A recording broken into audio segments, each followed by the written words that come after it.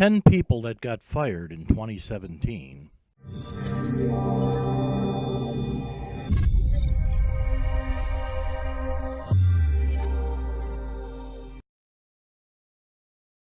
On January 1st, 2018, we take a fond look back at the tumultuous year of 2017, a year in which a remarkable number of prominent people got fired. In honor of President Donald Trump, who took office in January of 2017, and his personal catchphrase, "You're fired," we list many of the known people that got the axe. Many actually worked for the Donald himself. How apropos. In fact, an astounding 21 of 61 Trump White House staffers were canned, an all-time record. The Reagan administration saw a paltry 17% go bye-bye, the second biggest changeover in a president's first year. Many others in the news media or in the entertainment world, victims largely of their own sexually related faults. The sexual harassment flood of complaints includes cases of women sexually harassing men and of same-sex harassment. In fact, the two main groups of fired people in 2017 were those fired by the Trump administration or those fired for sexual misconduct. Who would you add to the list? For that matter, who is next?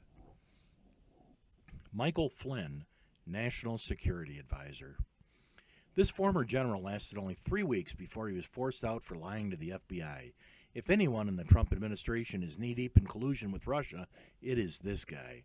He has already pled guilty to a felony and is believed to be cooperating with investigators into other Trump campaign and administration members. Flynn is facing the possibility, or probability, of a lot more charges, and more serious ones at that.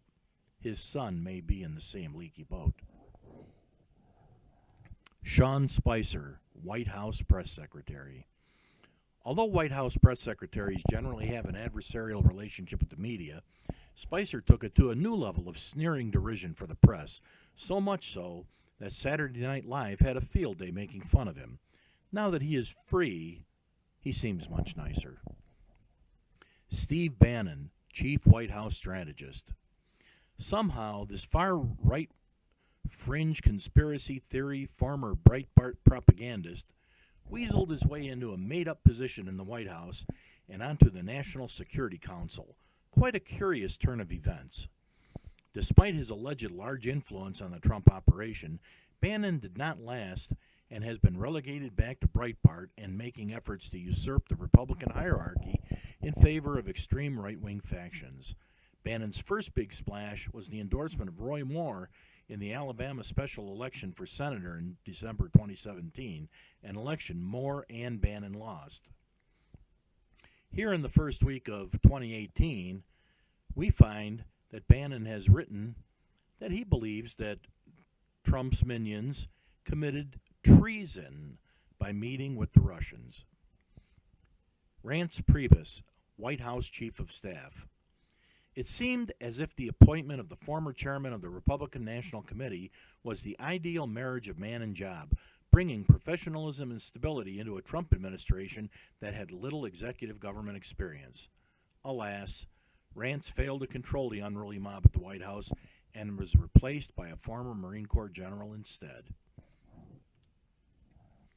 Luther Strange, U.S. Senator.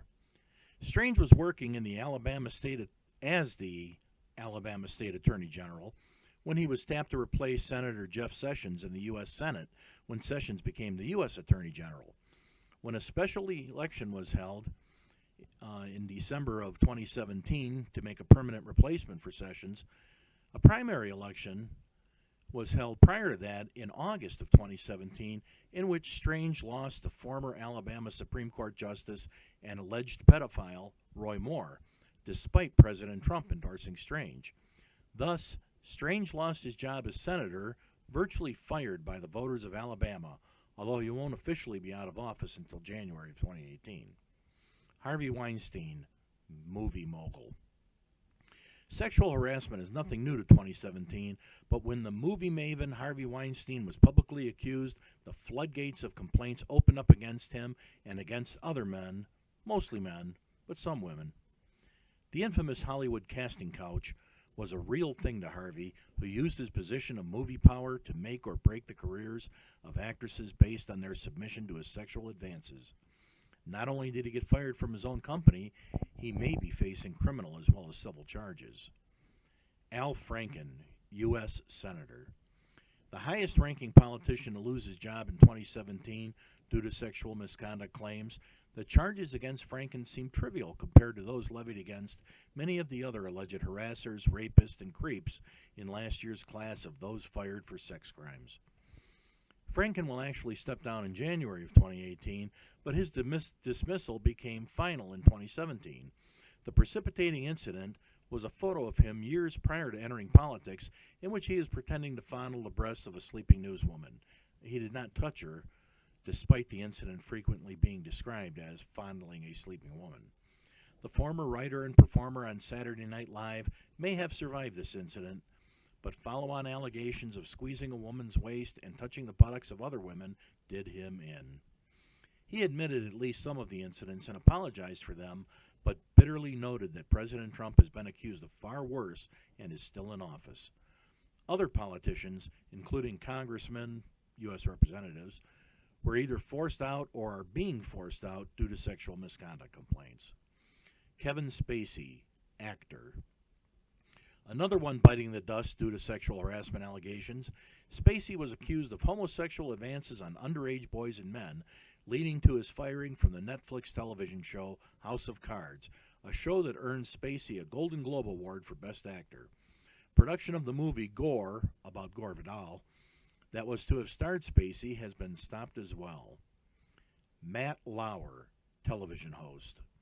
A friendly, familiar face to millions of Americans that woke up each day to the Today Show for 20 years, Lauer was another of the endless stream of men fired because of sexual harassment allegations. After the first complaint, Lauer was inundated with a stream of other women complaining about him, to which he admitted at least some of the complaints were true and apologized.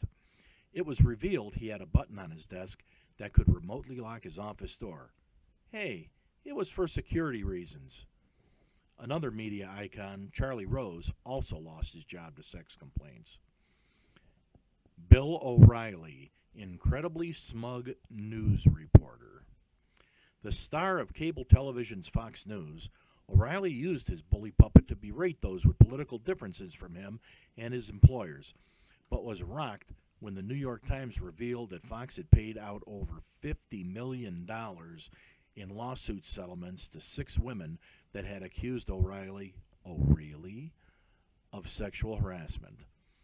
One of the women got a settlement of the stunning sum of $32 million, causing the rest of us to wonder, just what did O'Reilly do?